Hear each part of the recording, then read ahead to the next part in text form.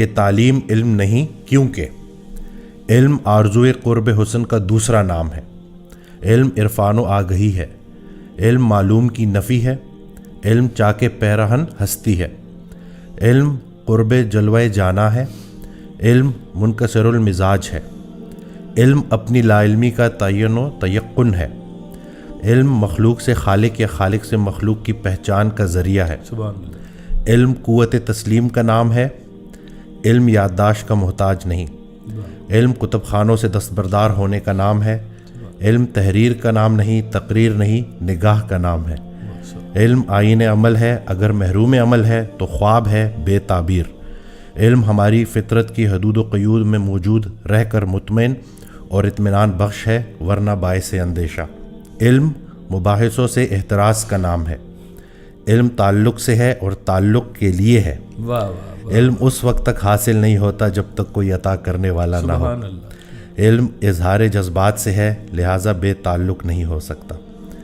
تعلیم ضرورت کا علم ہے، ضرورت کا علم اور چیز ہے، علم کی ضرورت کچھ اور شے ہے۔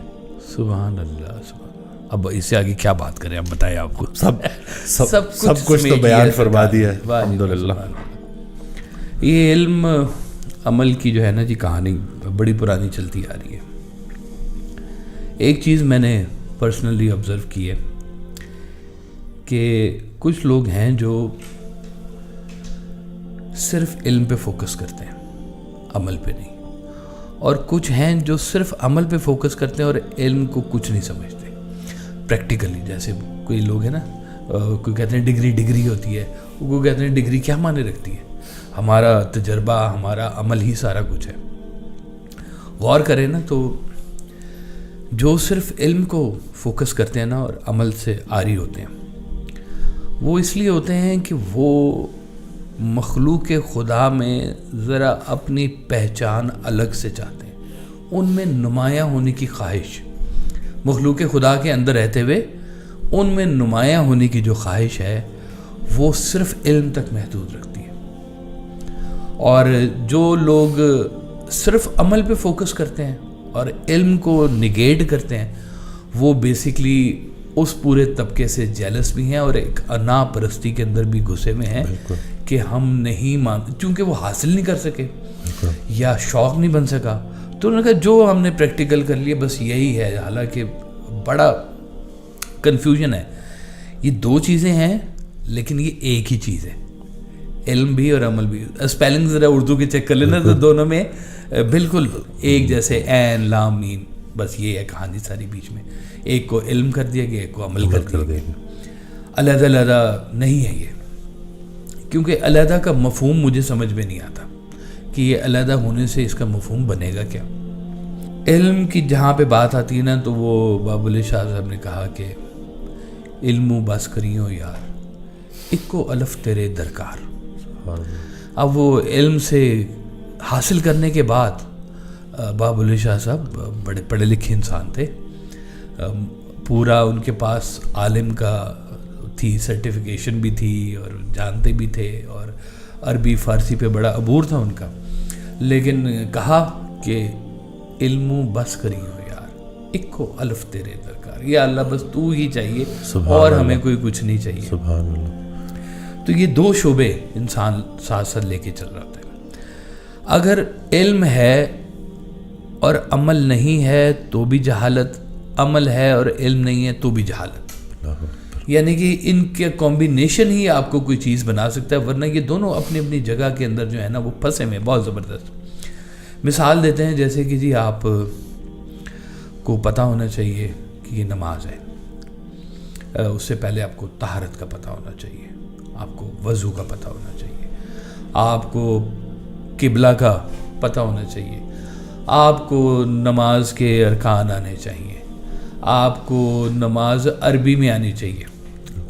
میرے ایک جاننے والے تھے جی، وہ انہوں نے بتایا کہ جی وہ صاحب جو ہے نا انگریزی میں نماز پڑھتے ہیں، یعنی کہ جو اس کی ٹرانسلیشن بنتی ہے نا عربی کی، اب وہ ان کو انگلش میں زیادہ اچھی وہ سمجھ آتی ہے، وہ کہتے ہیں میں انگلش میں نماز پڑھتا ہوں۔ تو ہو سکتا ہے یہ عبادت تو ہو، نماز نہیں ہوگی، نماز عربی میں ہی ہوگی، اس کا طریقہ یہی ہے اور کوئی حل ہی نہیں ہے اس کا۔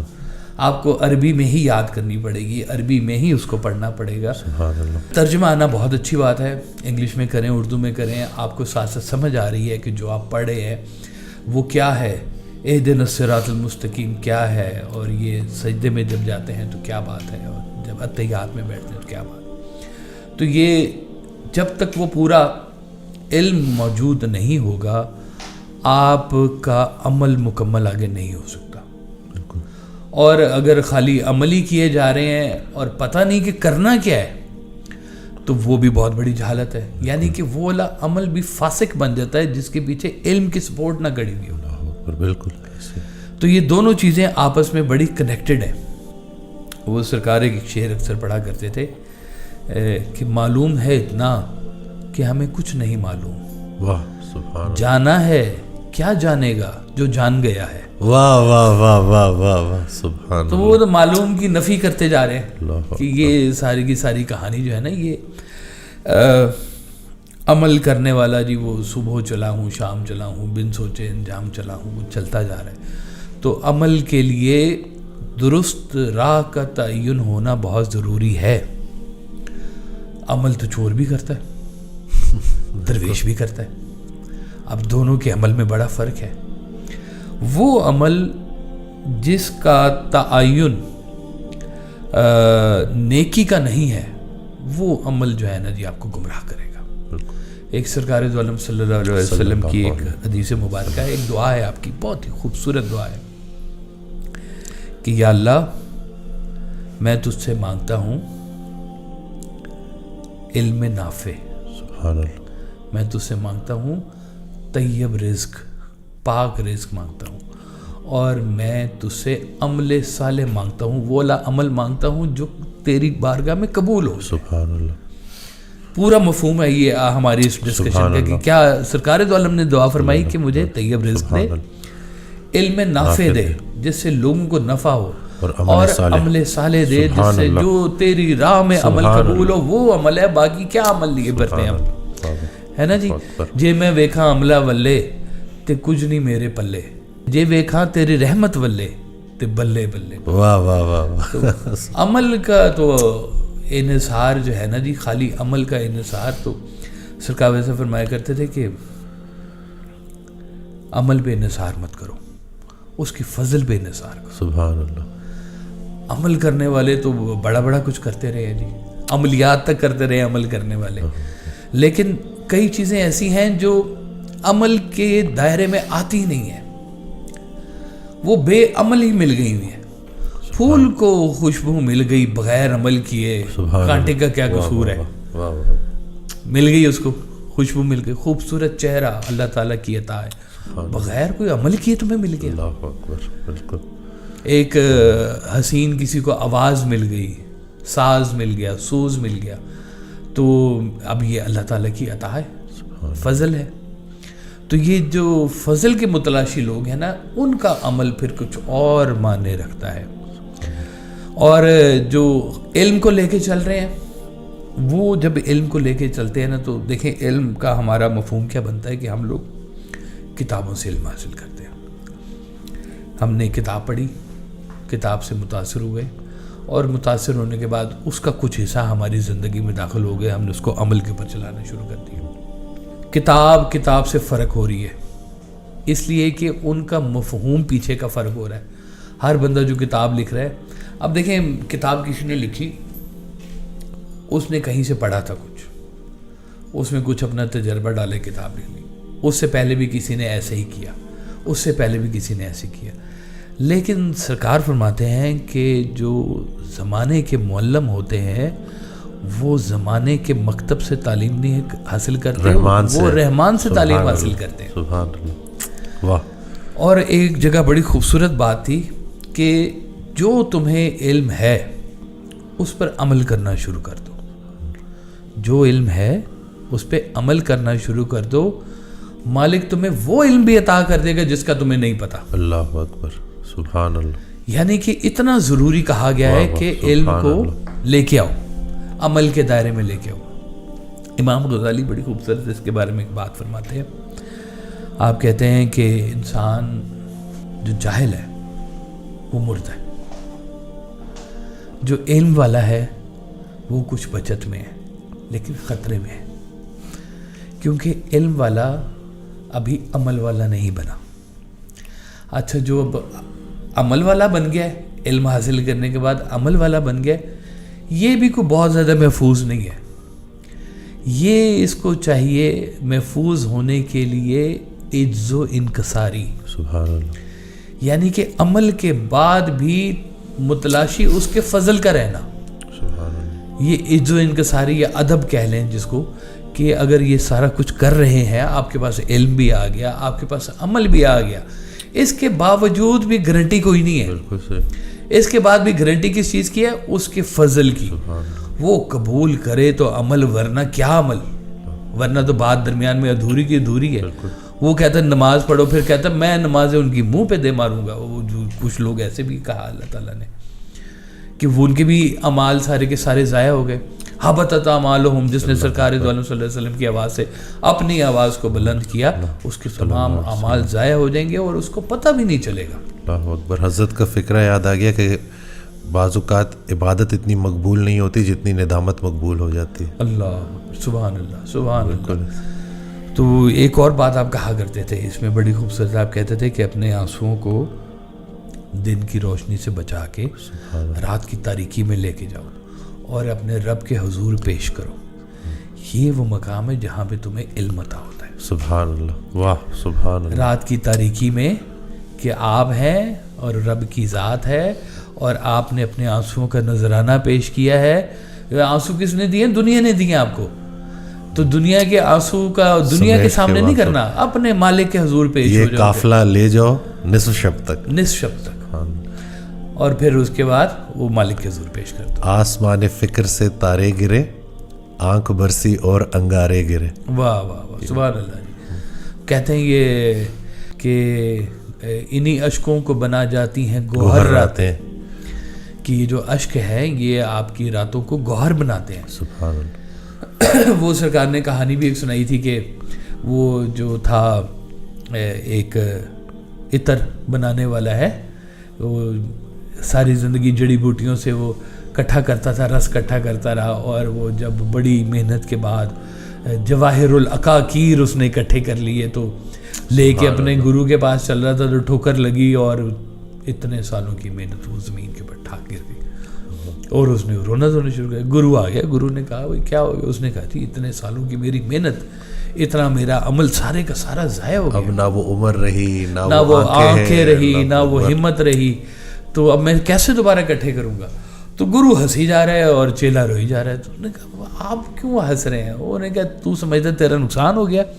میں کہتا ہوں مجھے وہ مل گیا۔ انہوں نے کہا آپ کو کیا مل گیا؟